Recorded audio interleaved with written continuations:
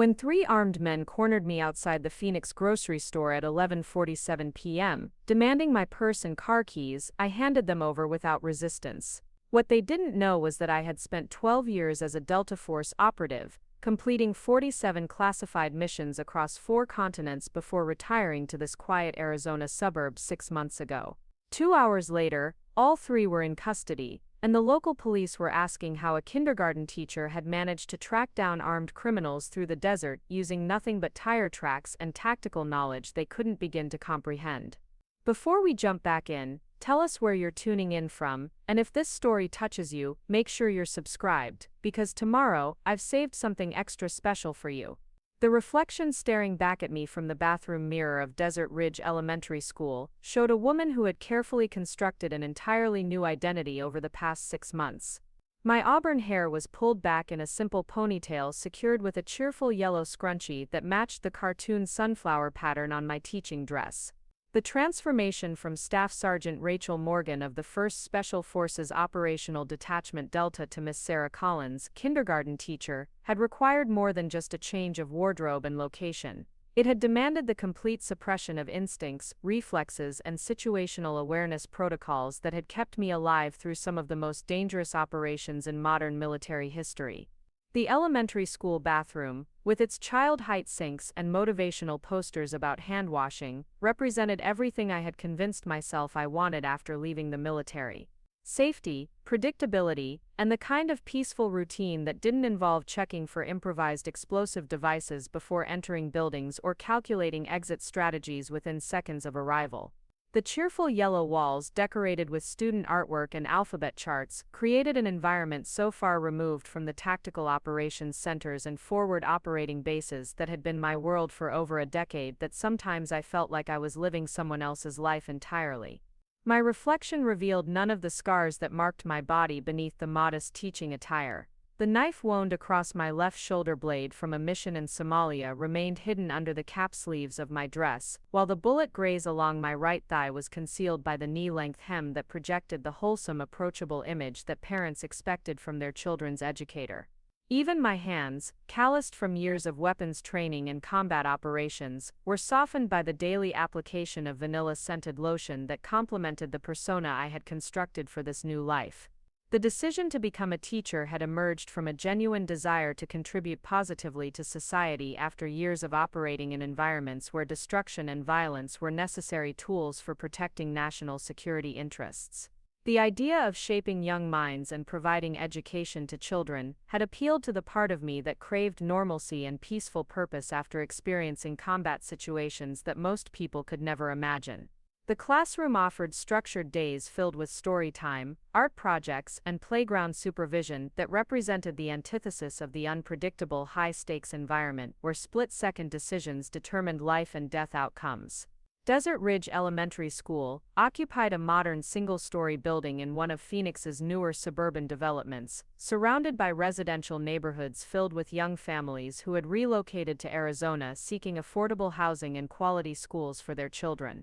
The community prided itself on safety and family values, with well-maintained parks, organized youth sports leagues, and a low crime rate that made it an ideal location for military veterans seeking peaceful transitions to civilian life.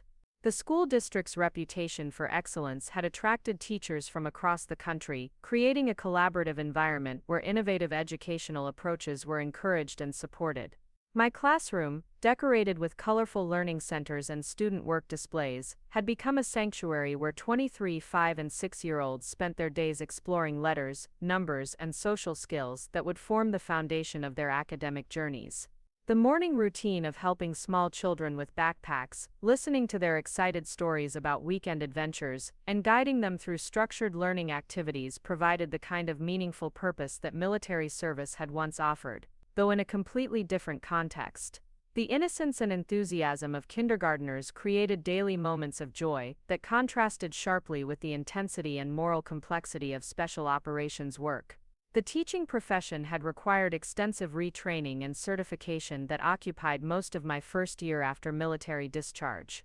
The transition from tactical planning and combat leadership to childhood development and curriculum design had challenged my intellectual capabilities in unexpected ways, demanding patience, creativity, and communication skills that differed significantly from the direct, results-oriented approaches that characterized military operations.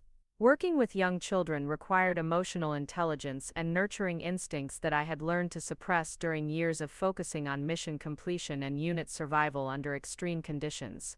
My colleagues at Desert Ridge Elementary had welcomed me warmly, though they knew nothing of my military background beyond vague references to government service that I used to explain gaps in traditional teaching experience.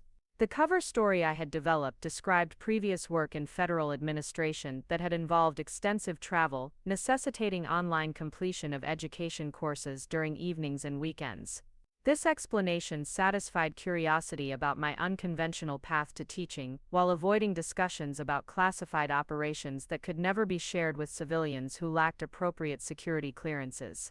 The principal, Dr. Martinez, had been particularly supportive of my transition to education, recognizing that my organizational skills and leadership experience translated effectively to classroom management and educational planning.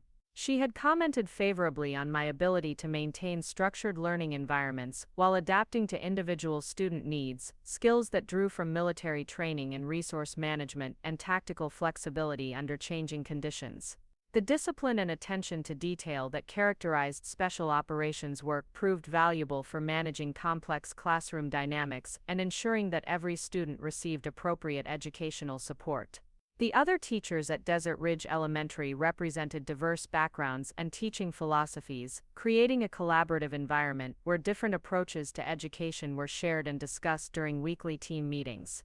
Jessica Williams, who taught the classroom next to mine, had become a close friend and informal mentor who helped me navigate the social dynamics of elementary education while sharing practical strategies for managing young children and communicating effectively with parents. Her 10 years of teaching experience provided invaluable guidance for someone learning to translate military leadership skills into age-appropriate educational practices. Mark Thompson, the physical education teacher, had served in the Army National Guard and occasionally made comments that suggested he suspected my military background was more extensive than my cover story indicated. His casual references to military terminology and strategic thinking occasionally created moments of connection that reminded me of the camaraderie and shared understanding that characterized relationships among service members.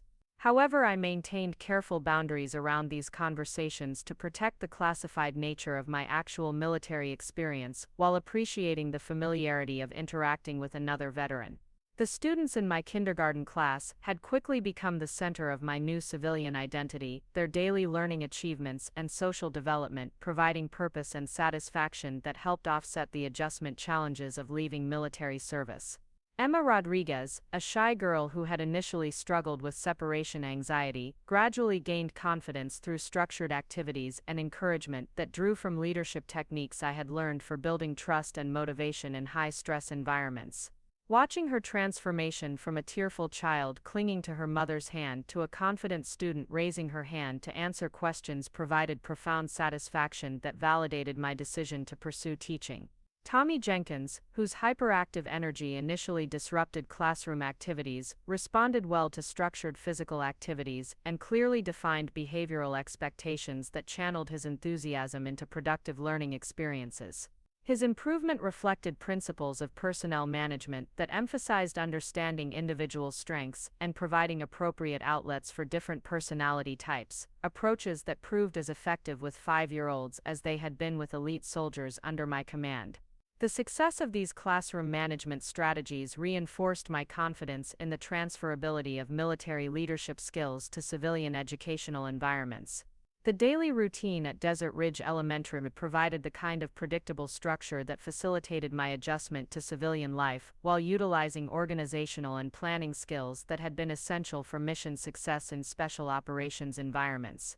Morning preparation involved reviewing lesson plans, organizing educational materials, and establishing learning centers that would engage students throughout the day.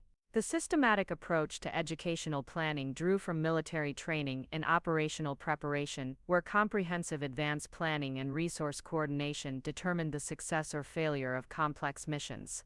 Classroom instruction required constant adaptation to student needs and learning styles, skills that paralleled the tactical flexibility necessary for responding to changing conditions during combat operations. The ability to assess situations quickly, modify approaches based on real-time feedback, and maintain focus on primary objectives proved equally valuable for managing kindergarten learning experiences and conducting special operations missions. Both environments demanded leadership that could inspire confidence, provide clear direction, and adapt to unexpected challenges while maintaining progress toward established goals. Parent communication represented one of the most challenging aspects of my transition to teaching, requiring diplomatic skills and emotional intelligence that differed from the direct, mission-focused communication style that characterized military operations. The need to explain educational approaches, discuss student progress, and address concerns required patience and empathy that extended beyond the tactical problem-solving mindset that had dominated my professional identity for over a decade. Learning to navigate these relationships while maintaining professional boundaries and educational objectives demanded significant personal growth and adaptation. The school's emphasis on safety and security procedures occasionally triggered responses that revealed the depth of my tactical training and situational awareness capabilities. Preparing and narrating this story took us a lot of time, so if you are enjoying it, subscribe to our channel. It means a lot to us. Now back to the story. During emergency drills, I found myself automatically assessing exit routes, identifying potential threats, and positioning myself strategically to protect students in ways that went far beyond standard teaching responsibilities. These instinctive responses reminded me that the transition to civilian life could suppress but not eliminate the combat readiness that had been developed through years of intensive training and operational experience. The suburban Phoenix environment where Desert Ridge Elementary was located provided the kind of safe, family-oriented community that many military veterans sought for their transitions to civilian life. The desert landscape, with its dramatic mountain views and abundant sunshine, offered natural beauty that contrasted with the harsh environments where I had conducted many special operations missions. The community's emphasis on outdoor recreation, youth sports, and family activities created opportunities for social integration that supported the development of civilian relationships and normal life experiences that had been impossible during years of classified military service. My small apartment in a nearby residential complex had been furnished with comfortable conventional furniture that reflected the peaceful domestic life I was attempting to create.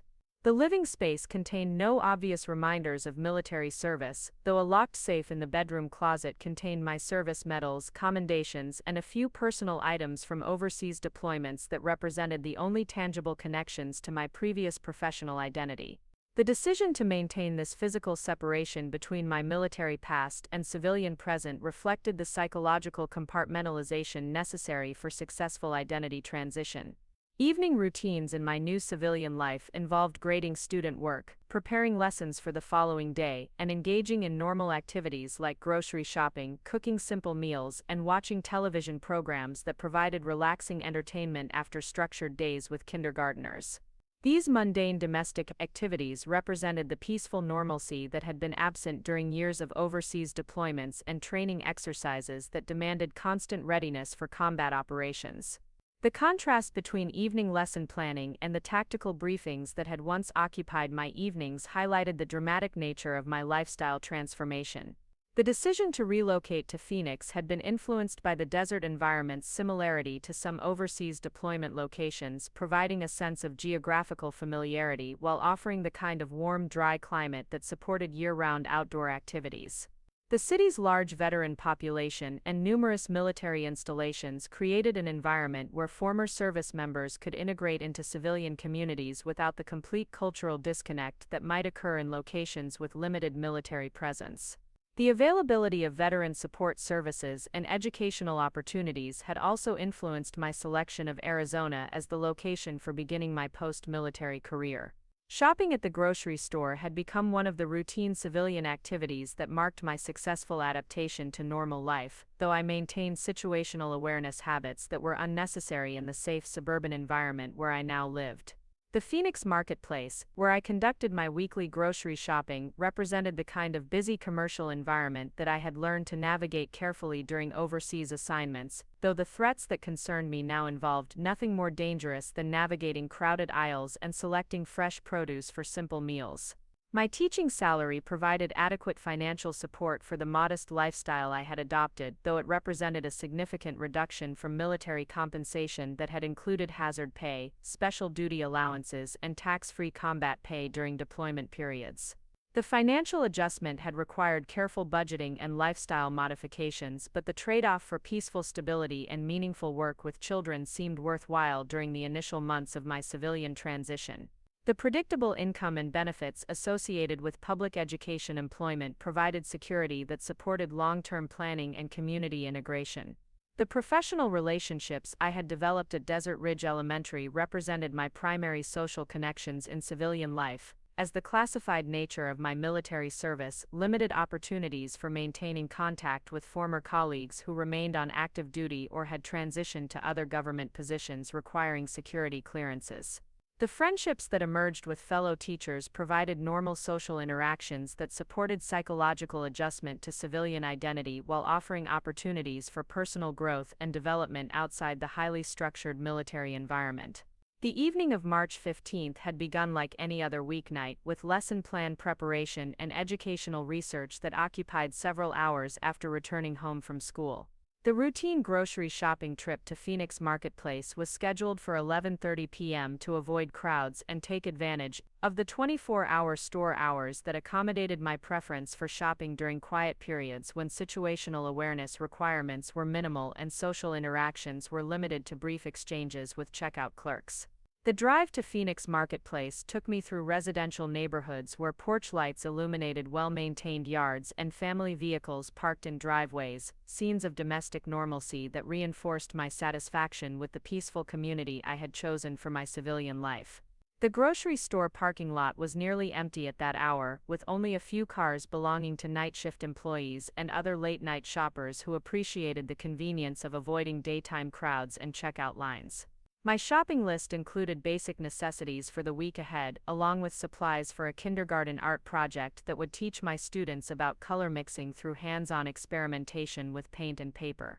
The mundane nature of these purchases represented the kind of routine civilian responsibilities that had replaced equipment inspections, weapons maintenance, and tactical planning that had once structured my evening activities. The transition from preparing for combat operations to planning elementary education activities highlighted the dramatic nature of my lifestyle transformation. The interior of Phoenix Marketplace at nearly midnight created an atmosphere of quiet efficiency, with restocking employees working methodically through aisles while the few customers moved purposefully through their shopping routines. The familiar process of selecting items from my list, comparing prices, and navigating through produce sections provided the kind of predictable activity that supported my adjustment to civilian routines while utilizing organizational skills that had been essential for mission success in special operations environments. The checkout process proceeded normally, with a friendly cashier named Maria who recognized me from previous late-night shopping trips and commented positively about the art supplies I was purchasing for my students.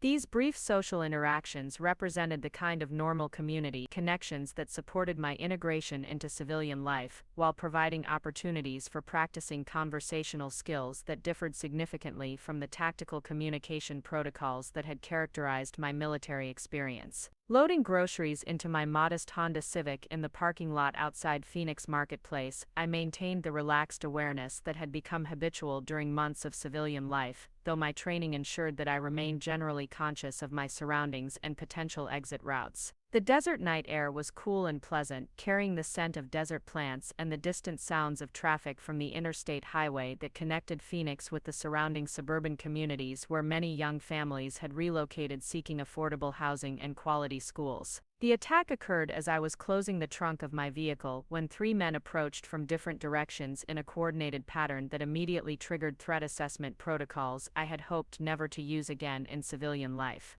Their positioning, timing, and approach method indicated planning and coordination that distinguished this from random opportunistic crime, though their amateur execution revealed limitations that professional adversaries would not have demonstrated. The moment when the first man demanded my purse while displaying a handgun marked the end of my carefully constructed civilian identity and the beginning of a confrontation that would test whether 6 months of peaceful teaching could override 12 years of elite military training. The systematic patterns that had emerged over my 6 months in Phoenix began revealing themselves with disturbing clarity as I processed the coordinated nature of the grocery store attack. What I had initially dismissed as coincidental encounters with suspicious individuals around my apartment complex, school, and regular destinations now formed a comprehensive surveillance picture that suggested organized criminal interest in my movements and routines. The 3 men who had confronted me represented the operational component of a larger network that had been studying my behavior, identifying vulnerabilities, and planning an approach that should have succeeded against an ordinary civilian target.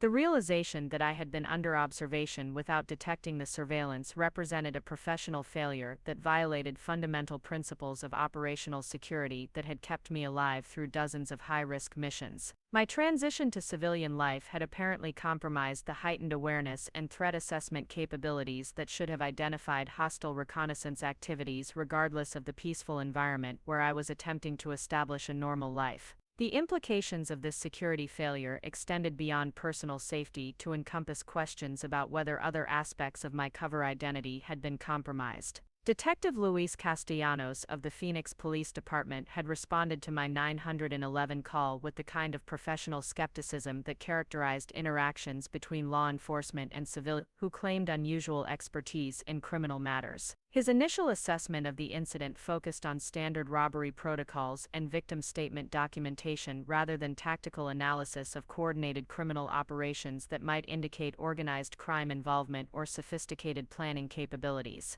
The disconnect between his investigative approach and my understanding of the threat dynamics created communication challenges that highlighted the difficulty of bridging military and civilian law enforcement perspectives. The evidence processing at the crime scene revealed the amateur nature of the criminals' operational planning despite their coordinated approach to the initial contact. The tire tracks they had left in the parking lot showed distinctive wear patterns that indicated regular use of the same vehicle for extended periods, suggesting either careless operational security or limited resources that prevented rotation of transportation assets. Their failure to eliminate physical evidence demonstrated tactical inexperience that contrasted with the surveillance sophistication they had displayed in identifying my routines and selecting the optimal time and location for their attack. My decision to track the criminals through the desert environment surrounding Phoenix had drawn from skills developed during countless training exercises in similar terrain, though the application of these capabilities in a domestic law enforcement context created legal and procedural complications that differed significantly from military operations conducted under rules of engagement that permitted more aggressive responses to identified threats.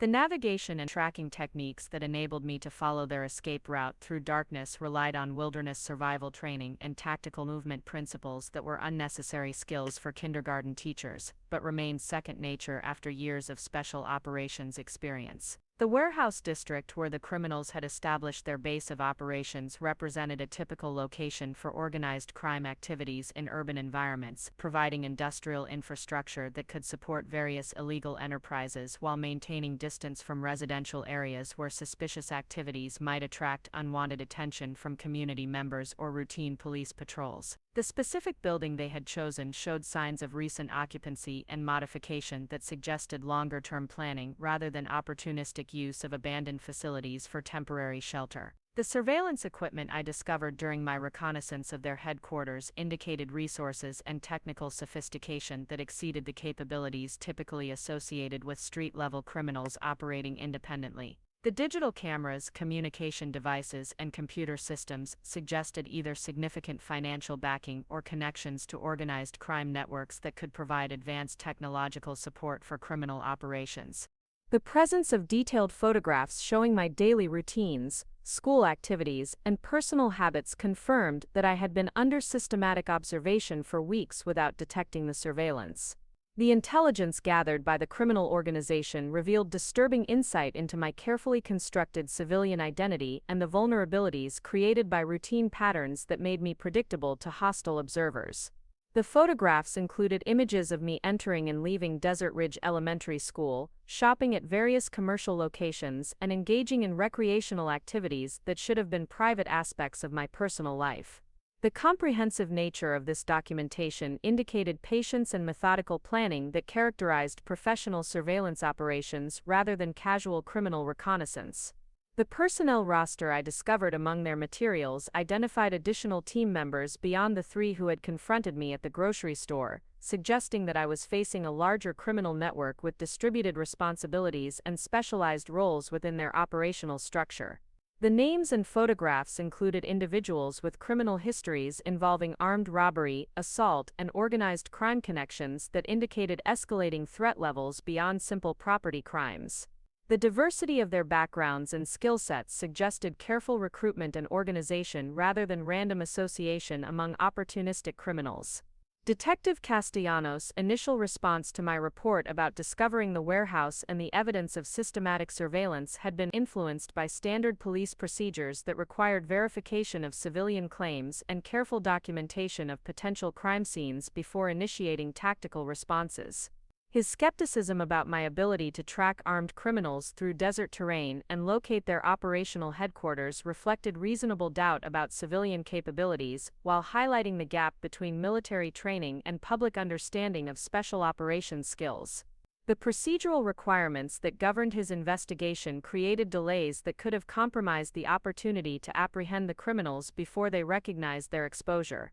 The conversation with Detective Castellanos about my military background required careful balance between providing sufficient information to establish credibility while protecting classified details about special operations assignments that could not be discussed with civilian law enforcement personnel lacking appropriate security clearances. The sanitized version of my service record that I shared emphasized leadership experience and tactical training without specifying the nature of missions or operational details that remained classified under federal regulations governing disclosure of sensitive military information. Detectives' growing recognition of my professional competence emerged gradually as he reviewed the evidence I had collected and verified details of my military service through official channels that confirmed my credentials without revealing classified information about specific assignments or capabilities. His acknowledgement that my tracking and reconnaissance skills exceeded typical civilian abilities created opportunities for more collaborative investigation approaches, while highlighting the potential value of my expertise for addressing organized crime threats that challenge traditional law enforcement resources. The tactical assessment of the criminal organization that emerged from our combined law enforcement and military analysis revealed sophisticated planning capabilities and resource access that suggested connections to larger criminal networks operating throughout the Southwest region. The evidence indicated that my case represented one component of systematic criminal activities targeting individuals with perceived wealth or valuable assets while using surveillance and coordination techniques that exceeded the capabilities of typical street criminals. The implications of this discovery extended beyond my personal safety to encompass broader community security concerns. The warehouse contained detailed intelligence about other potential victims throughout Phoenix, including personal information, financial records, and surveillance photographs that indicated extensive criminal planning for multiple operations. The scope of their activities suggested systematic targeting of individuals based on perceived vulnerability and asset value, with particular focus on professionals living alone who maintained regular schedules that could be observed and exploited.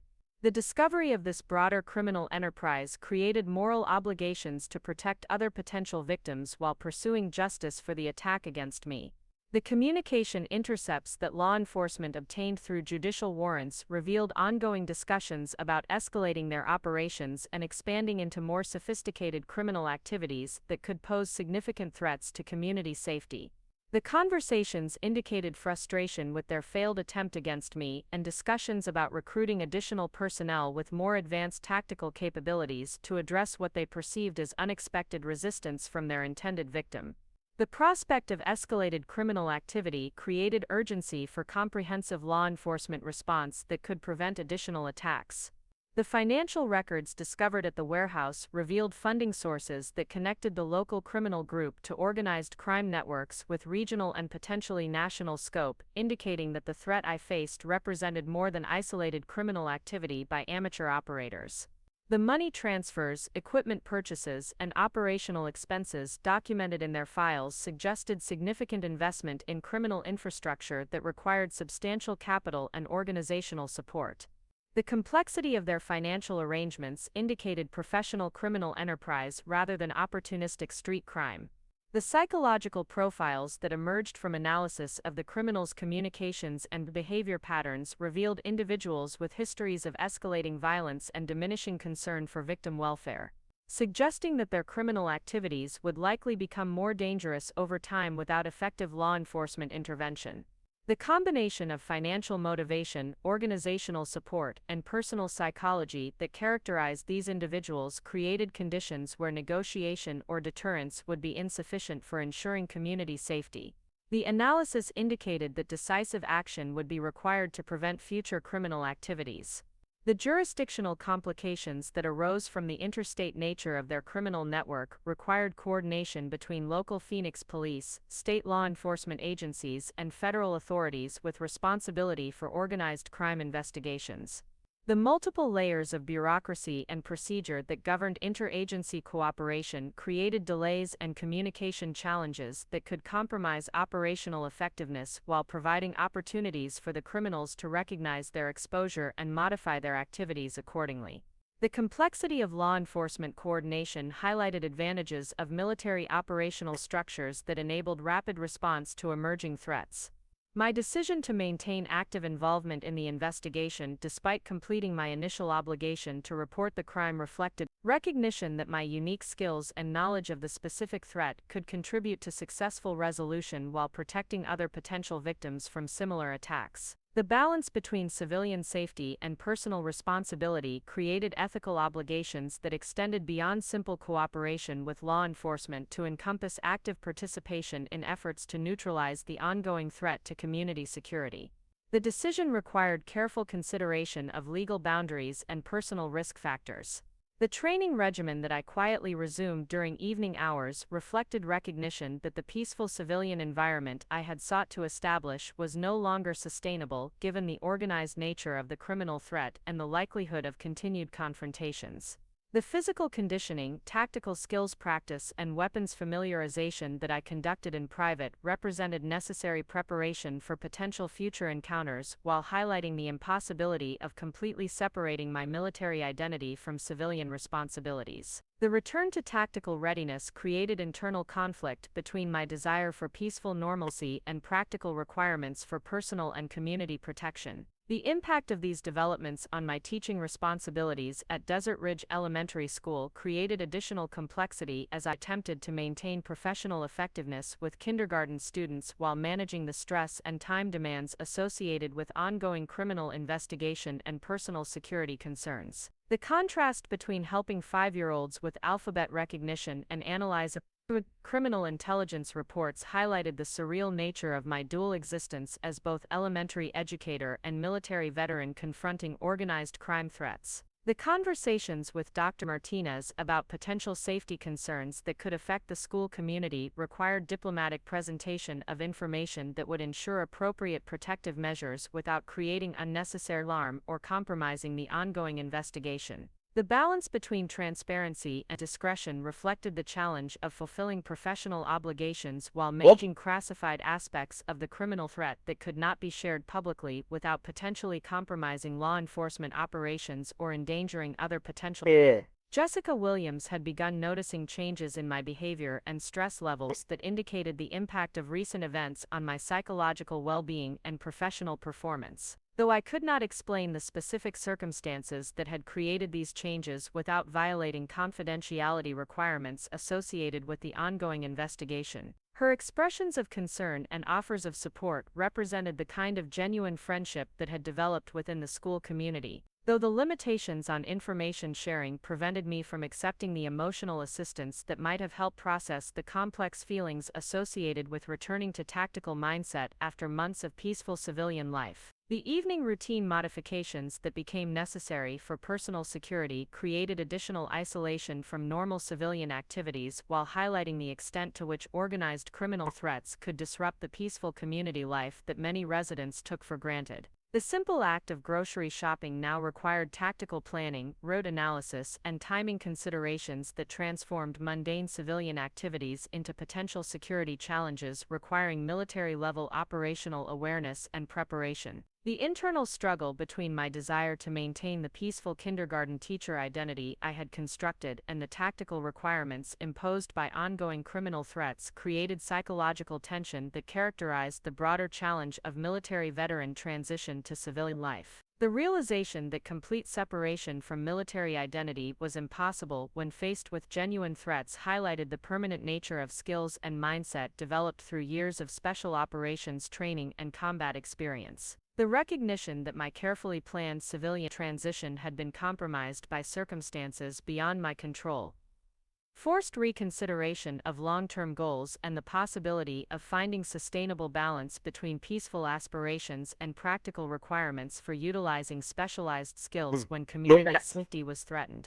The complex emotions associated with this recognition included disappointment about the disruption of planned civilian life, along with professional satisfaction at the opportunity to apply elite training for protecting innocent people from organized criminal threats. The moment that shattered any remaining illusion of safety came at 2:47 a.m. on a Tuesday morning when I awoke to the subtle sound of my apartment door lock being professionally manipulated by someone with advanced breaking and entering skills. The metallic clicking that most people would dismiss as building settling or ambient noise triggered instant recognition in my subconscious that hostile forces were attempting covert entry into my living space. The transition from sleep to full combat alertness occurred within seconds, activating threat assessment protocols that had been dormant for months but remained hardwired into my psychological responses through years of training for exactly this type of scenario. The tactical situation assessment that my mind automatically conducted revealed multiple concerning factors that indicated this was not a random burglary attempt by opportunistic criminals seeking easily stolen items.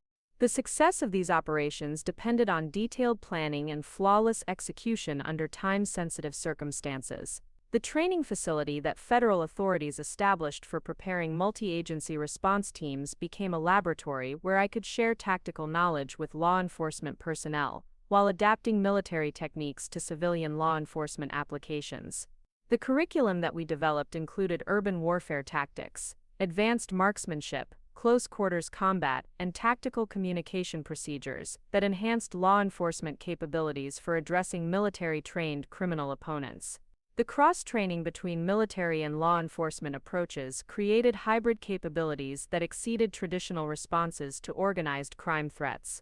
The communication intercepts that federal agencies obtained through judicial authorization revealed ongoing criminal planning for escalated operations that included assassination attempts against law enforcement personnel, targeted attacks on federal facilities, and expansion of criminal activities to include terrorism financing and weapons trafficking to international criminal organizations. The scope of planned criminal escalation created national security implications that required coordination with military intelligence agencies and international law enforcement organizations to prevent criminal capabilities from exceeding domestic law enforcement responses. The tactical exercises that we conducted with federal response teams provided realistic training scenarios that prepared law enforcement personnel for confrontations with military-trained criminal opponents, while ensuring that tactical responses remained within civilian law enforcement parameters. The scenarios that we developed reflected actual criminal capabilities and potential threat situations while providing safe training environments where tactical mistakes could be corrected without fatal consequences. The integration of military tactical expertise with law enforcement procedures created unprecedented preparedness for addressing organized crime threats. The intelligence analysis that federal agencies conducted revealed connections between the regional criminal network and international organized crime syndicates that operated throughout North America and had established partnerships with drug cartels, human trafficking organizations, and terrorist financing networks. The complexity of criminal relationships and shared resources indicated threats that exceeded regional law enforcement capabilities while requiring international cooperation and military support for comprehensive response. The national security implications created requirements for classified briefings and military intelligence coordination. The operational tempo that characterized our multi-agency response reflected the urgency created by ongoing threats to civilian safety and the potential for criminal escalation that could result in mass casualty incidents if criminal planning proceeded without effective law enforcement intervention. The compressed timeline for tactical operations required exceptional coordination and flawless execution under extreme pressure that tested both law enforcement and military capabilities while providing limited opportunities for error correction or tactical adjustment during dynamic operations. The personal transformation that occurred during this intensive operational period involved complete integration of military identity with civilian responsibilities in ways that created new possibilities for utilizing elite training for community protection and law enforcement support. The recognition that my special operations background provided unique value for addressing sophisticated criminal threats created sense of purpose and professional fulfillment that had been absent during attempts to suppress military identity in favor of peaceful civilian routines. The acceptance of responsibility for applying exceptional capabilities to protect others represented fundamental shift in personal philosophy and life direction. The community impact of successful operations against organized crime networks created safer environments for families and businesses while demonstrating the effectiveness of coordinated law enforcement responses that utilized all available resources and expertise. The visible reduction in criminal activity and the arrest of key criminal leadership provided reassurance to community members while highlighting the importance of veteran skills and experience for addressing sophisticated threats that challenge traditional law enforcement capabilities. The positive community response validated the decision to embrace military identity rather than attempting to suppress capabilities that could benefit others. The mentoring relationships that developed with federal agents and local law enforcement personnel created opportunities for knowledge transfer that enhanced civilian capabilities while providing professional satisfaction through teaching and leadership activities that utilized military experience in constructive ways. The recognition that my tactical expertise could improve law enforcement effectiveness while saving lives created meaningful purpose that justified the personal sacrifices required for operational involvement. The integration of military and civilian capabilities demonstrated potential for veteran contributions to community safety and national security through law enforcement cooperation. The media attention that accompanied successful criminal investigations created public awareness of veteran capabilities and contributions while highlighting the potential for positive veteran integration into civilian law enforcement and security activities. The balanced reporting that emphasized both military training and civilian protection responsibilities helped dispel negative stereotypes while demonstrating productive applications for elite military skills in domestic environments. The public recognition provided validation for veterans seeking meaningful ways to contribute their unique capabilities to community welfare and public safety. The final confrontation occurred at dawn in an abandoned aircraft hangar outside Phoenix, where the criminal organization's leadership had gathered for an emergency meeting to address their mounting losses and plan their escape from federal law enforcement pressure. The location provided tactical advantages for both defensive positions and rapid evacuation, though their choice of meeting place had been anticipated through intelligence analysis that predicted their likely responses to operational pressure. The comprehensive surveillance and tactical preparation that preceded this operation represented the culmination of weeks of coordinated effort between federal agencies and my specialized tactical expertise. The breakthrough moment came when I realized that traditional law enforcement assault tactics would be insufficient against opponents who possessed military training and equipment that enabled them to match conventional law enforcement responses. The solution required innovative tactical approaches that combined my special operations experience with federal resources in ways that created overwhelming advantages while minimizing risk to law enforcement personnel and potential civilian casualties.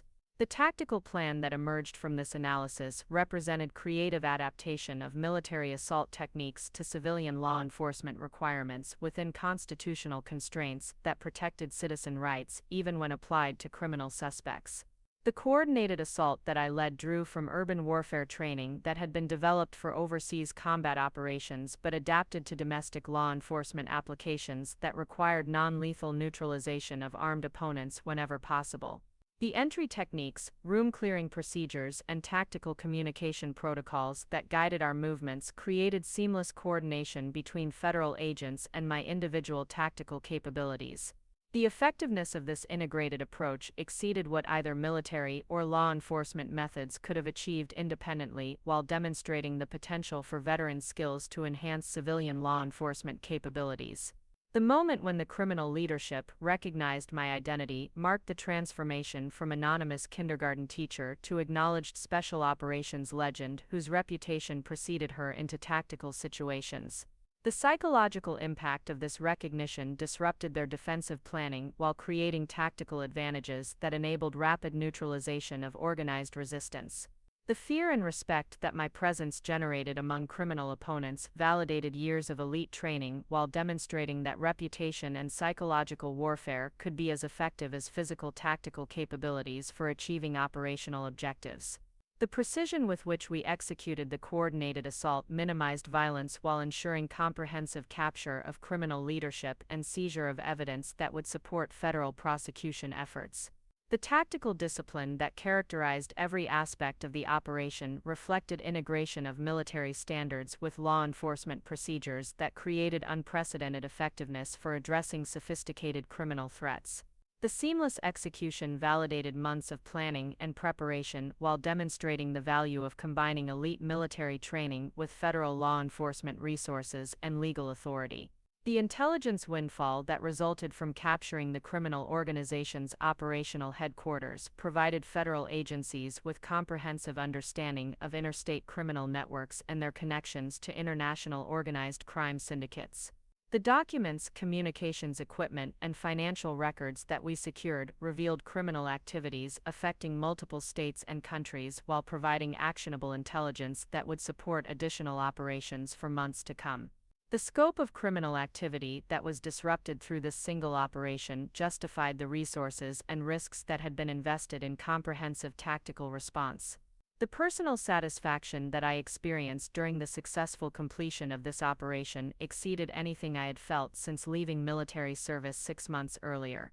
The integration of elite training with meaningful purpose created professional fulfillment that had been absent during attempts to suppress military identity in favor of civilian teaching responsibilities. The recognition that my capabilities could be applied constructively for community protection while working within civilian legal frameworks provided sustainable direction for utilizing special operations skills in domestic environments. The transformation that occurred during those final moments of tactical engagement represented complete acceptance of my dual identity as both educator and protector, recognizing that these roles complemented rather than conflicted with each other. The children in my kindergarten classroom deserved safe communities where they could learn and grow without fear of criminal violence, and my unique capabilities provided tools for ensuring that safety in ways that conventional approaches could not match. The integration of military identity with civilian responsibilities created possibilities for service that exceeded what either identity could accomplish alone. The federal recognition that followed successful completion of this operation included consultation opportunities with law enforcement agencies throughout the Southwest region that sought tactical expertise for addressing similar criminal threats. The consulting work that emerged from these relationships provided meaningful application for military skills while generating income that supplemented teaching salary and created financial security for continued civilian life. The balance between teaching responsibilities and tactical consulting created sustainable lifestyle that honored both aspects of my professional identity.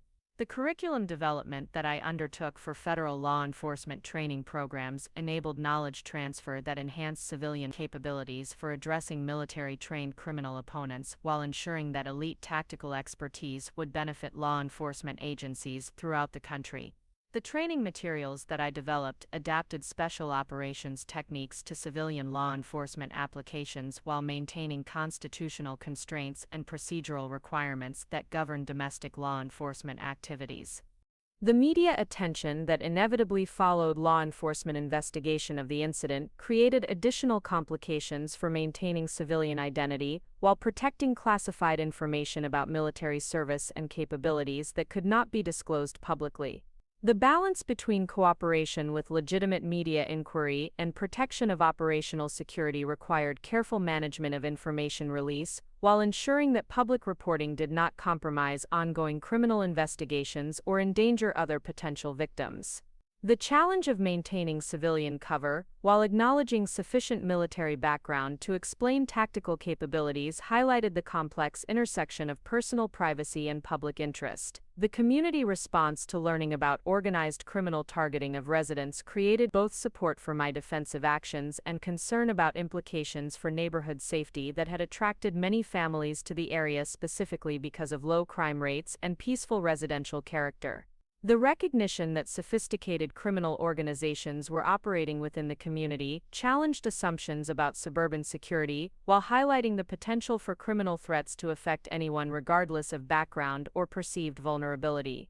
The balance between community awareness and security concerns required careful communication that informed without creating unnecessary fear. The school district's reaction to discovering that one of their kindergarten teachers possessed advanced military training and had been involved in violent confrontations with organized criminals created administrative challenges regarding employment continuity and potential liability for student and staff safety. The discussion with Dr. Martinez about ongoing security concerns and their potential impact on school operations required careful explanation of threat levels while ensuring that educational responsibilities could continue without compromising student welfare. The intersection of personal security concerns with professional obligations created complex decision-making requirements that affected multiple stakeholders. The federal law enforcement involvement that became necessary due to interstate criminal organization connections introduced additional layers of bureaucracy and security protocols that affected all aspects of the investigation while providing resources and expertise that exceeded local capabilities. The coordination between Phoenix police, state agencies, and federal authorities created comprehensive response capabilities that could address the full scope of criminal activity while ensuring that all potential victims received appropriate protection. The complexity of multi-agency operations highlighted both advantages and challenges of coordinated law enforcement response to organized crime threats. The tactical assessment of remaining threats that emerged from comprehensive intelligence analysis revealed ongoing danger from criminal organization members who remained at large and possessed detailed information about my identity, capabilities, and location. The recognition that neutralizing two operatives had not eliminated the broader threat created requirements for continued security measures and tactical readiness that would prevent return to normal civilian routines for the foreseeable future. The reality that my carefully constructed peaceful life had been permanently compromised forced reconsideration of long-term goals and lifestyle choices. The strategic decision that crystallized through this analysis involved choosing between continued attempts to maintain civilian identity, despite ongoing threats, and acceptance that circumstances required embracing military capabilities and identity as necessary tools for personal and community protection. The recognition that my special operations background had become public knowledge through law enforcement investigation and media coverage eliminated the possibility of returning to anonymous civilian life while creating opportunities to utilize elite skills for legitimate protective purposes.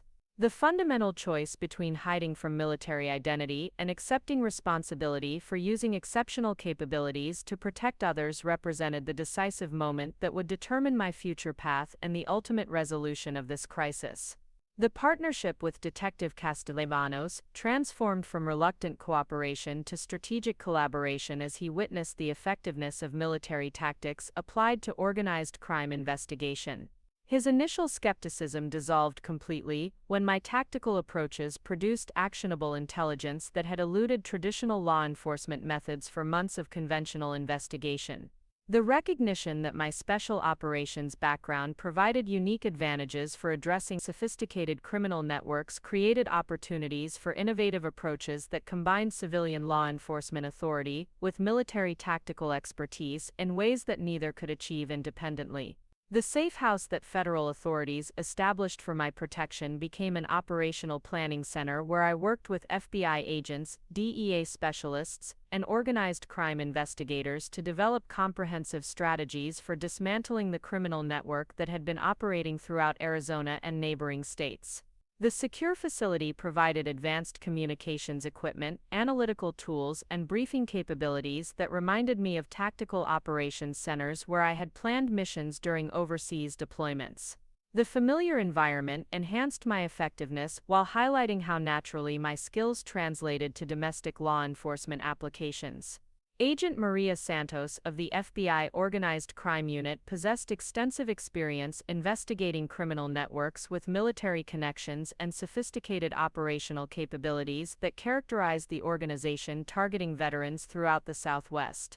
Her background in counterintelligence and organized crime investigation provided complementary expertise that enhanced tactical planning while ensuring that operations remained within legal boundaries that govern domestic law enforcement activities. The collaboration between federal resources and special operations expertise created unprecedented capabilities for addressing criminal threats that exceeded typical law enforcement responses.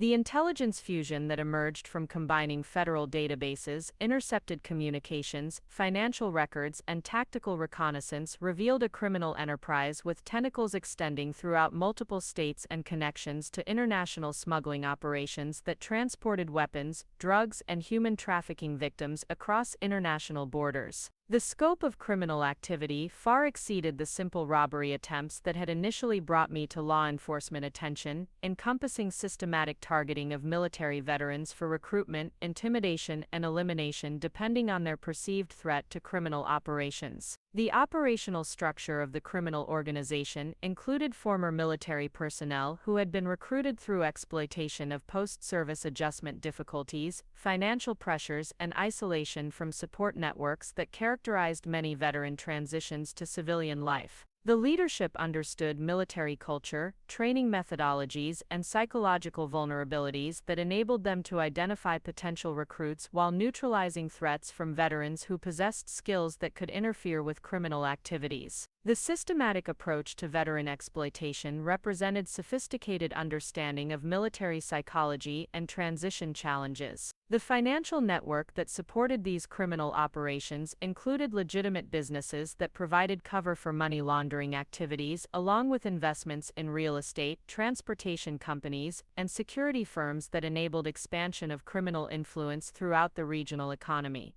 The integration of criminal proceeds with legitimate business activities created complex financial structures that challenged traditional law enforcement investigation methods while providing sustainable funding for continued criminal expansion. The economic impact of these operations affected entire communities through corruption, violence, and criminal influence in local business environments. The tactical planning sessions that I attended with federal agents required adaptation of military mission planning methodology to civilian law enforcement constraints that limited certain tactical options while providing different types of support and resources than military operations. The legal requirements that governed evidence collection, surveillance activities, and tactical responses created additional complexity compared to overseas combat operations where rules of engagement provided different parameters for neutralizing threats. The challenge of maintaining operational effectiveness within civilian legal frameworks required careful balance between tactical advantage and procedural compliance. The recruitment strategy that I developed for building informant networks within the criminal organization drew from psychological operations training that emphasized understanding individual motivations, exploiting organizational weaknesses, and creating conditions where criminal associates would provide intelligence in exchange for legal consideration or personal protection.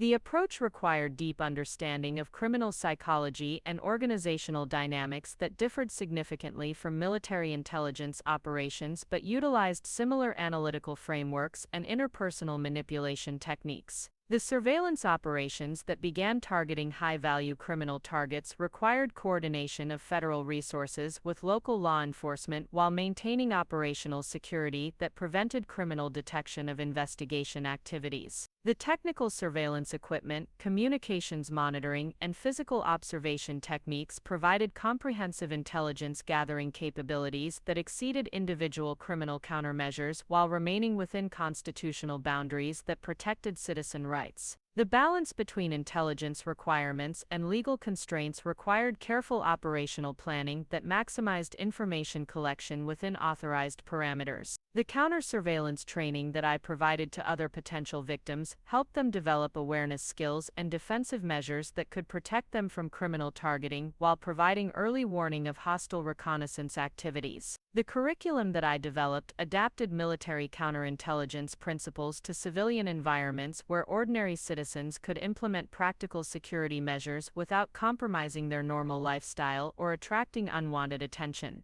The effectiveness of these training programs demonstrated the value of military expertise for civilian protection applications. The psychological operations component of our strategy focused on creating internal dissension within the criminal organization by exploiting existing tensions, personal conflicts, and competing interests that characterized any large criminal enterprise. The techniques that we employed included strategic information release, manipulation of communications, and creation of circumstances that encouraged criminal associates to suspect each other of cooperation with law enforcement. The effectiveness of these approaches relied on understanding human psychology and organizational dynamics that were universal regardless of whether they applied to military or criminal contexts. The weapons interdiction operations that targeted criminal supply networks required coordination with federal firearms enforcement agencies and international law enforcement organizations that monitored cross-border weapons trafficking activities. The intelligence that we developed revealed sophisticated smuggling operations that provided criminal organizations throughout the Southwest with military-grade weapons that posed significant threats to law enforcement and civilian safety. The disruption of these supply chains required comprehensive operations that addressed manufacturing, transportation, and distribution networks across multiple jurisdictions. The safe recovery of other veteran targets required rapid response capabilities that could provide immediate protection for individuals who had been identified for criminal targeting while ensuring that their extraction did not compromise ongoing investigation activities. The logistics of relocating multiple families while maintaining their civilian employment and community connections created complex operational challenges that required careful coordination between federal protection services and local support networks.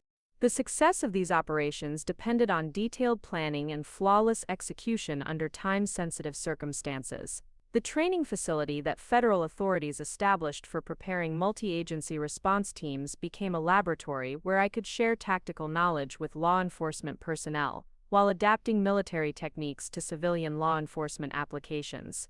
The curriculum that we developed included urban warfare tactics, advanced marksmanship, close-quarters combat, and tactical communication procedures that enhanced law enforcement capabilities for addressing military-trained criminal opponents. The cross-training between military and law enforcement approaches created hybrid capabilities that exceeded traditional responses to organized crime threats. The communication intercepts that federal agencies obtained through judicial authorization revealed ongoing criminal planning for escalated operations that included assassination attempts against law enforcement personnel, targeted attacks on federal facilities, and expansion of criminal activities to include terrorism financing and weapons trafficking to international criminal organizations.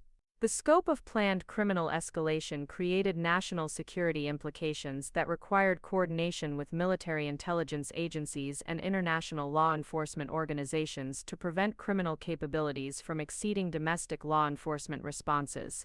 The tactical exercises that we conducted with federal response teams provided realistic training scenarios that prepared law enforcement personnel for confrontations with military-trained criminal opponents, while ensuring that tactical responses remained within civilian law enforcement parameters.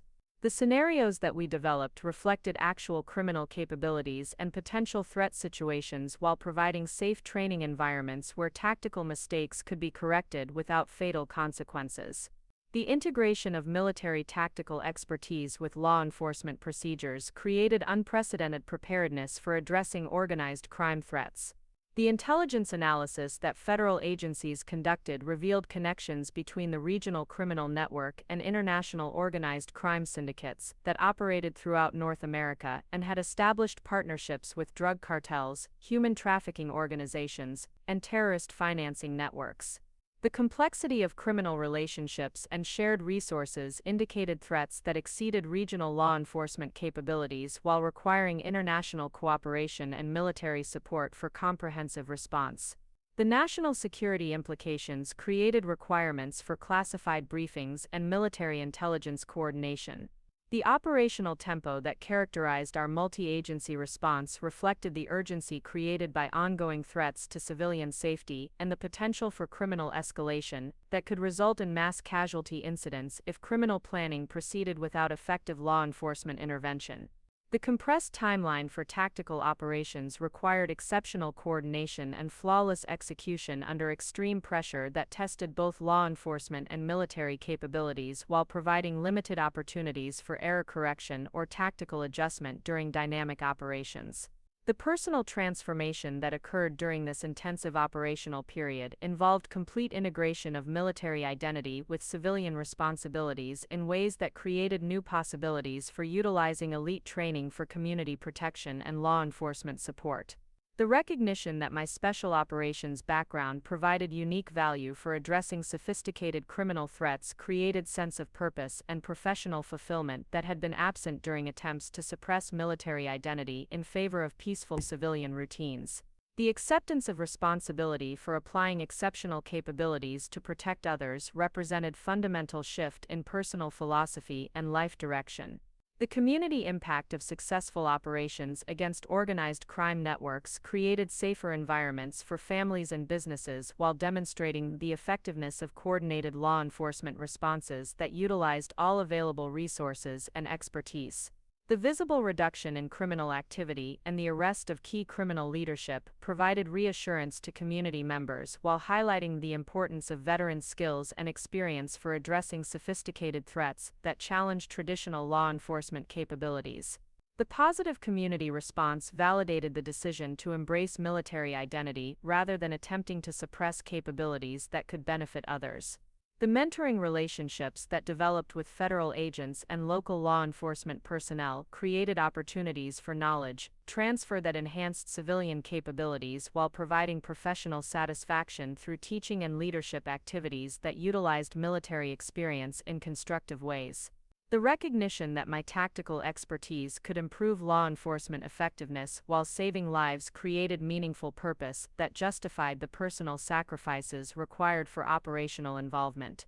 The integration of military and civilian capabilities demonstrated potential for veteran contributions to community safety and national security through law enforcement cooperation.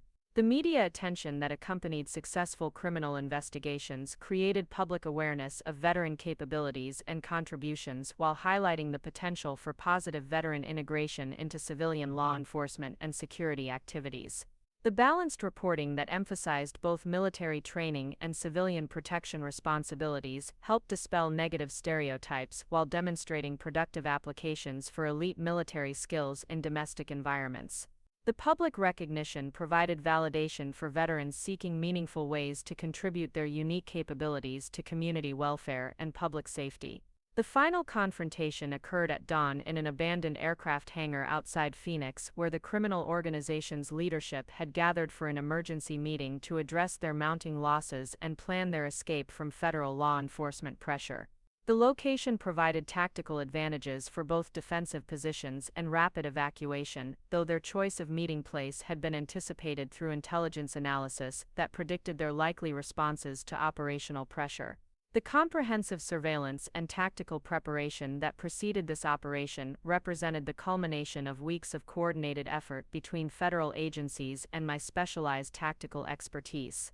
The breakthrough moment came when I realized that traditional law enforcement assault tactics would be insufficient against opponents who possessed military training and equipment that enabled them to match conventional law enforcement responses. The solution required innovative tactical approaches that combined my special operations experience with federal resources in ways that created overwhelming advantages while minimizing risk to law enforcement personnel and potential civilian casualties. The tactical plan that emerged from this analysis represented creative adaptation of military assault techniques to civilian law enforcement requirements within constitutional constraints that protected citizen rights even when applied to criminal suspects. The coordinated assault that I led drew from urban warfare training that had been developed for overseas combat operations but adapted to domestic law enforcement applications that required non-lethal neutralization of armed opponents whenever possible. The entry techniques, room-clearing procedures, and tactical communication protocols that guided our movements created seamless coordination between federal agents and my individual tactical capabilities. The effectiveness of this integrated approach exceeded what either military or law enforcement methods could have achieved independently while demonstrating the potential for veteran skills to enhance civilian law enforcement capabilities. The moment when the criminal leadership recognized my identity marked the transformation from anonymous kindergarten teacher to acknowledged special operations legend whose reputation preceded her into tactical situations. The psychological impact of this recognition disrupted their defensive planning while creating tactical advantages that enabled rapid neutralization of organized resistance. The fear and respect that my presence generated among criminal opponents validated years of elite training while demonstrating that reputation and psychological warfare could be as effective as physical tactical capabilities for achieving operational objectives. The precision with which we executed the coordinated assault minimized violence while ensuring comprehensive capture of criminal leadership and seizure of evidence that would support federal prosecution efforts. The tactical discipline that characterized every aspect of the operation reflected integration of military standards with law enforcement procedures that created unprecedented effectiveness for addressing sophisticated criminal threats. The seamless execution validated months of planning and preparation while demonstrating the value of combining elite military training with federal law enforcement resources and legal authority. The intelligence windfall that resulted from capturing the criminal organization's operational headquarters provided federal agencies with comprehensive understanding of interstate criminal networks and their connections to international organized crime syndicates. The documents, communications equipment, and financial records that we secured revealed criminal activities affecting multiple states and countries while providing actionable intelligence that would support additional operations for months to come. The scope of criminal activity that was disrupted through this single operation justified the resources and risks that had been invested in comprehensive tactical response. The personal satisfaction that I experienced during the successful completion of this operation exceeded anything I had felt since leaving military service 6 months earlier. The integration of elite training with meaningful purpose created professional fulfillment that had been absent during attempts to suppress military identity in favor of civilian teaching responsibilities. The recognition that my capabilities could be applied constructively for community protection while working within civilian legal frameworks provided sustainable direction for utilizing special operations skills in domestic environments. The transformation that occurred during those final moments of tactical engagement represented complete acceptance of my dual identity as both educator and protector, recognizing that these roles complemented rather than conflicted with each other. The children in my kindergarten classroom deserved safe communities where they could learn and grow without fear of criminal violence, and my unique capabilities provided tools for ensuring that safety in ways that conventional approaches could not match. The integration of military identity with civilian responsibilities created possibilities for service that exceeded what either identity could accomplish alone. The federal recognition that followed successful completion of this operation included consultation opportunities with law enforcement agencies throughout the Southwest region that sought tactical expertise for addressing similar criminal threats. The consulting work that emerged from these relationships provided meaningful application for military skills while generating income that supplemented teaching salary and created financial security for continued civilian life. The balance between teaching responsibilities and tactical consulting created sustainable lifestyle that honored both aspects of my professional identity. The curriculum development that I undertook for federal law enforcement training programs enabled knowledge transfer that enhanced civilian capabilities for addressing military-trained criminal opponents while ensuring that elite tactical expertise would benefit law enforcement agencies throughout the country. The training materials that I developed adapted special operations techniques to civilian law enforcement applications while maintaining constitutional constraints and procedural requirements that govern domestic law enforcement activities. The educational approach that characterized this work drew from both military training experience and civilian teaching skills that created effective learning environments for adult professionals. The community response to learning about my role in disrupting organized criminal activity created opportunities for veteran advocacy and community engagement that had been impossible while maintaining cover identity. The public speaking opportunities that emerged from media coverage enabled me to address veteran transition challenges while highlighting the potential for productive application of military skills in civilian environments. The positive community reception provided validation for embracing military identity while demonstrating constructive ways that veteran experience could contribute to civilian welfare. The school district's reaction to discovering my military background evolved from initial concern about potential liability to recognition that my unique skills enhanced overall school security and could provide valuable safety training for staff and students. The emergency response procedures that I developed for Desert Ridge Elementary created comprehensive preparation for various threat scenarios while maintaining age-appropriate approaches that educated without frightening young children. The integration of security expertise with educational responsibilities created safer learning environments while demonstrating practical applications for military experience in civilian institutions. The mentoring relationships that I established with other veterans who were struggling with civilian transition challenges provided opportunities to share both tactical knowledge and personal experience about finding meaningful application for military skills in civilian environments. The informal support network that developed through these relationships created resources for veterans seeking alternatives to traditional civilian career paths while highlighting the potential for military experience to contribute constructively to community safety and security. The peer support that characterized these relationships addressed isolation and identity challenges that affected many veterans during civilian transition. The long-term impact of successfully integrating military identity with civilian teaching responsibilities created sustainable lifestyle that honored service experience while pursuing educational objectives that contributed positively to community welfare. The daily routine that emerged combined kindergarten teaching with tactical consulting and veteran mentoring in ways that utilized all aspects of my professional identity while maintaining personal satisfaction and community contribution. The balance between these responsibilities created fulfillment that had been absent during attempts to suppress military background in favor of anonymous civilian identity. The ongoing federal consultation work that resulted from demonstrated tactical effectiveness provided opportunities for continued service that applied elite military training to domestic law enforcement challenges throughout the Southwest region and beyond. The specialized knowledge that I contributed to multi-agency operations enhanced federal capabilities while ensuring that sophisticated criminal threats received appropriate tactical responses that matched their operational sophistication. The consulting relationships that developed through this work created professional networks that supported continued growth and learning while providing meaningful application for special operations expertise. The classroom environment at Desert Ridge Elementary became a place where my complete professional identity could contribute to educational objectives while providing students with role models that demonstrated strength, capability, and commitment to community service. The integration of military values with educational philosophy created learning environments that emphasized both academic achievement and character development while preparing students for citizenship in communities where individual contribution and collective responsibility created safer, more prosperous societies for all residents.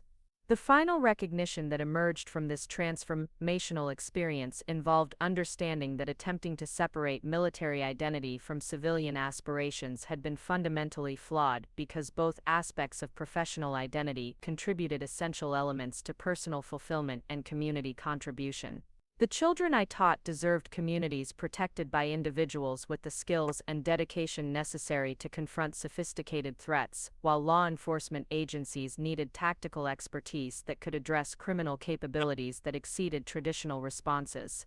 The integration of these responsibilities created sustainable direction for utilizing elite training in service of civilian welfare while maintaining the peaceful educational environment that provided daily purpose and personal satisfaction through working with young children who represented hope for future generations. The morning routine at Desert Ridge Elementary had evolved into something more meaningful than I had ever imagined during my early days of civilian transition. Walking through the familiar hallways with 23 eager kindergartners trailing behind me, I felt the profound satisfaction of living authentically for the first time since leaving active duty. The children chattering about their weekend adventures and proudly showing me their homework assignments created daily moments of joy that complemented rather than conflicted with the tactical consulting work that now filled my evenings and weekends. Emma Rodriguez approached my desk with a drawing that depicted our classroom during story time, complete with colorful details that captured her growing confidence and artistic expression.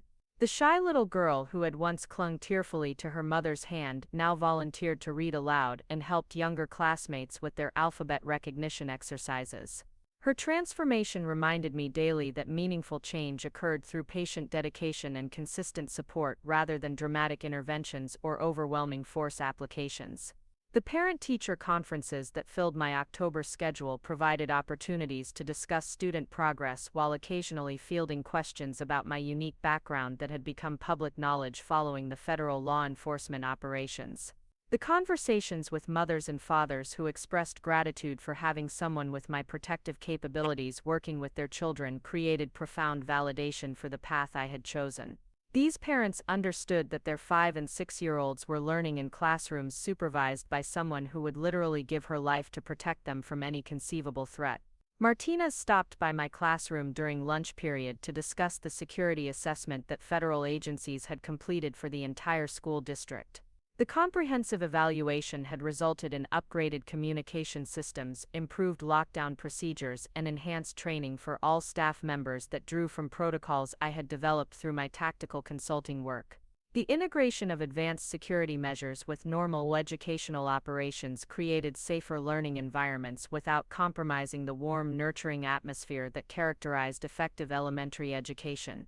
The consultation request that arrived from the Denver Police Department represented my expanding reputation within law enforcement circles as agencies throughout the Rocky Mountain region sought tactical expertise for addressing criminal organizations with military connections.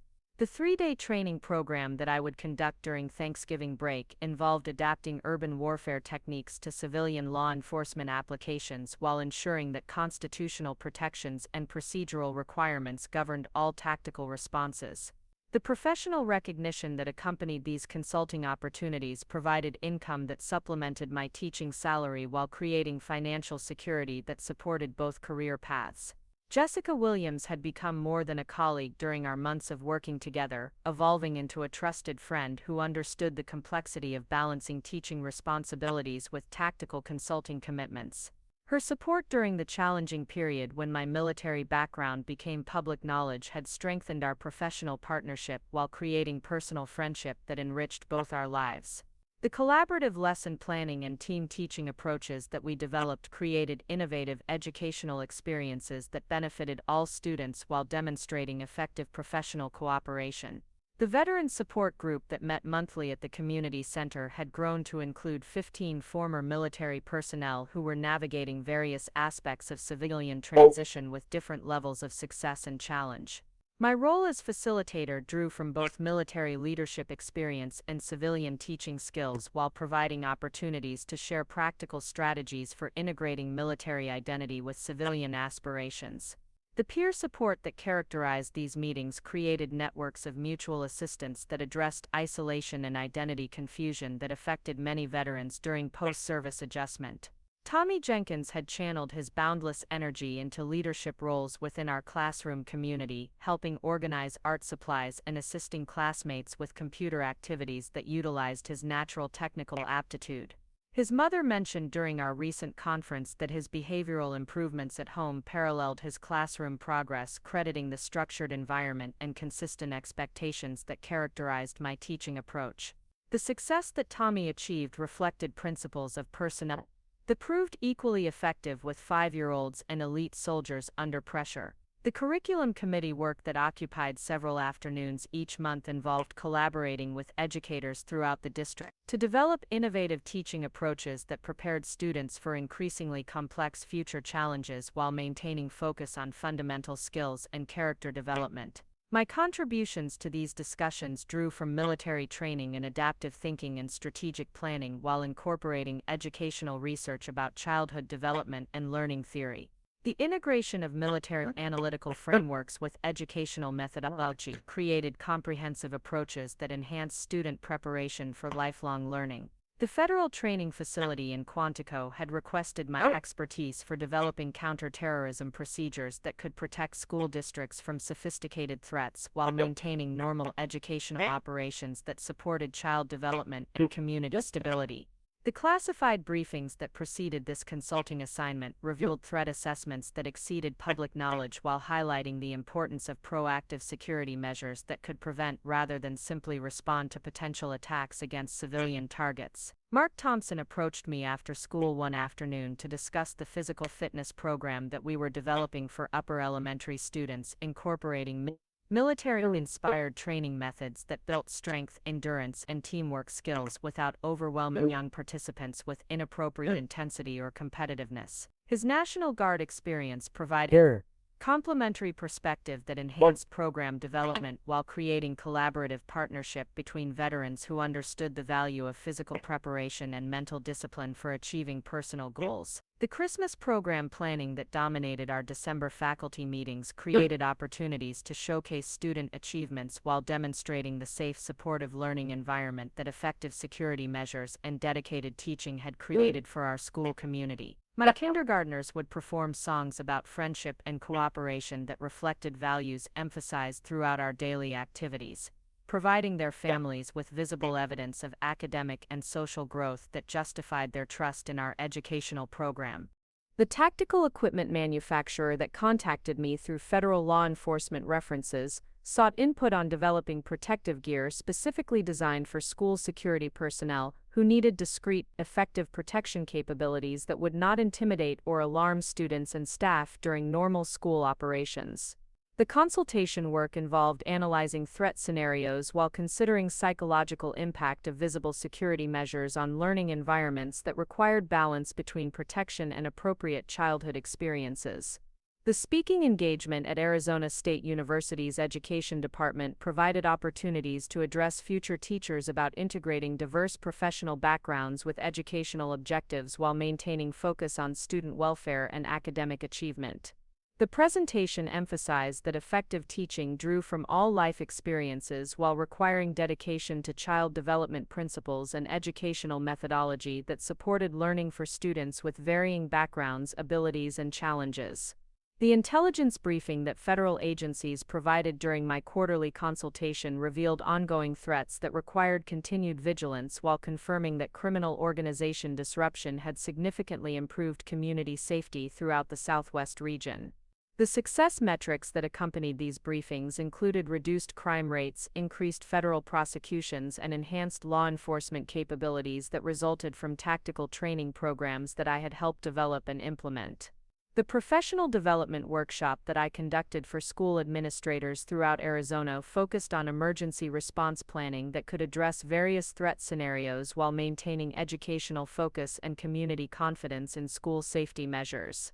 The training curriculum adapted military crisis management principles to educational environments where leaders needed to balance multiple priorities while ensuring student welfare remained the primary consideration during any emergency situation. The mentoring relationship that developed with Captain Sarah Mitchell of the Phoenix Police Department created opportunities for knowledge exchange that enhanced both law enforcement capabilities and my understanding of civilian police procedures and community policing approaches. Her female perspective on law enforcement leadership provided insights that complemented my military experience while demonstrating successful integration of professional competence with personal identity in male-dominated career fields. The research project that I undertook in collaboration with the FBI Behavioral Analysis Unit involved studying criminal targeting patterns that affected military veterans while developing prevention strategies that could protect vulnerable individuals during civilian transition periods. The analysis revealed systematic exploitation methods that criminal organizations use to identify and recruit or eliminate veterans whose skills pose threats to criminal operations, providing law enforcement with enhanced understanding of criminal psychology and operational methodology. The summer training program that federal agencies requested for implementation at multiple law enforcement academies would standardize tactical procedures while ensuring that all participating agencies developed capabilities for addressing military-trained criminal opponents. The curriculum development required months of preparation while creating comprehensive training materials that could be implemented by instructors throughout the country who possessed varying levels of tactical experience and military background. The reflection that occurred during quiet moments between teaching responsibilities and tactical consulting revealed profound satisfaction with life direction that honored all aspects of professional identity while contributing meaningfully to community welfare and national security. The integration of military training with civilian education created unique capabilities for serving others while maintaining personal fulfillment that had been absent during attempts to suppress either aspect of professional background. The future planning that occupied evening hours involved considering long-term goals that could expand positive impact while maintaining sustainable balance between teaching commitments and tactical consulting responsibilities. The possibilities included advanced education in curriculum development, expanded federal consulting opportunities, and potential leadership roles in veteran transition programs that could help other former military personnel find meaningful applications for their specialized skills in civilian environments that benefited entire communities through enhanced safety and security capabilities. 3 years after that night in the Phoenix grocery store parking lot, I stood before a joint session of Congress receiving the Presidential Medal of Freedom for contributions to domestic counterterrorism and veteran integration programs. The same hands that once helped kindergartners tie their shoes now shook hands with senators who praised my development of national security protocols that had prevented 14 major terrorist attacks across 7 states. The irony wasn't lost on me as I looked out at the assembled lawmakers and military officials. The woman they were honoring had been discovered not through careful recruitment or strategic planning but because 3 amateur criminals picked the wrong target outside a 24-hour grocery store. Their mistake had cost them their freedom while revealing capabilities that federal agencies desperately needed but hadn't known existed within their reach. The acceptance speech that I delivered emphasized that true strength comes from embracing every aspect of identity rather than compartmentalizing skills and experiences into separate, conflicting parts. The kindergarten classroom had taught me patience and empathy that enhanced tactical decision-making, while military training provided protective instincts that created safer learning environments for children who deserved to grow up without fear. Desert Ridge Elementary School now served as a model for integrated security programs that had been implemented in districts across the country.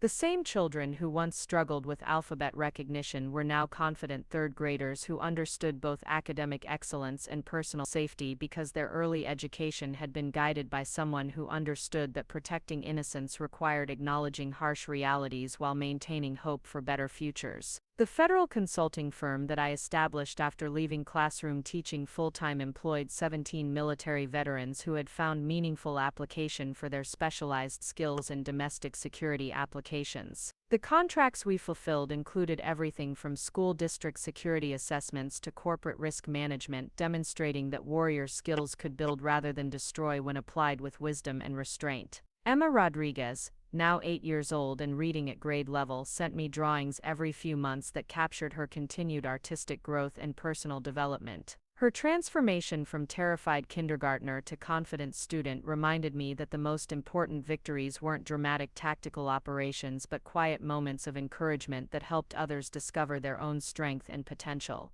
The Congressional Medal ceremony concluded with a standing ovation from an audience that included law enforcement officials, military leaders, and education administrators who had witnessed the practical results of integrating diverse professional backgrounds in service of community welfare. Their applause acknowledged not just individual achievement but proof that America's veterans possessed capabilities that could enhance civilian life in ways that benefited everyone. As I walked from the Capitol building into the warm Washington sunshine, my phone buzzed with a text message from Dr. Martinez informing me that Desert Ridge Elementary had been selected as National Blue Ribbon School, recognizing academic excellence and innovative safety programs that had created optimal learning environments for students from all backgrounds. The achievement validated years of work while highlighting how military precision and educational dedication could combine to produce extraordinary results. The flight back to Phoenix provided time for reflection on the journey from that midnight grocery store encounter to national recognition for public service that honored both military training and civilian education experience. The path hadn't been planned or predicted, but it had revealed that authentic identity emerges not from choosing between different aspects of background and capability, but from finding ways to integrate all strengths in service of meaningful purposes. The three criminals who had approached me that night expecting to find an easy target had unknowingly triggered a transformation that extended far beyond personal growth to encompass national security improvements and educational innovations that would protect and nurture future generations. Their criminal intentions had produced outcomes they never could have imagined, proving that even destructive acts could become catalysts for positive change when met with appropriate response and strategic thinking. The kindergarten classroom where this journey began remained the foundation of everything I had built since that transformational encounter. The lessons learned from 5-year-olds about curiosity, resilience, and unbounded potential had informed tactical operations and policy development while reminding me that true leadership meant creating conditions where others could discover and develop their own extraordinary capabilities. Tonight, as I prepare for tomorrow's security briefing at the Pentagon, I remember that woman in the grocery store parking lot who handed over her purse without resistance while calculating tactical responses that would later change national security policy. She understood something that the criminals never realized. Sometimes the greatest strength lies in appearing ordinary until circumstances demand extraordinary action. The children I taught, the veterans I mentor, and the communities I help protect will never face the specific threats that train me for this moment, but they will face challenges that require the same fundamental qualities: courage to act when action is needed, wisdom to choose appropriate responses, and commitment to protecting others even when personal cost is high. Up next, you've got 2 more stand-up stories right on your screen. If this one hit the mark, you won't want to pass these up. Just click and check them out.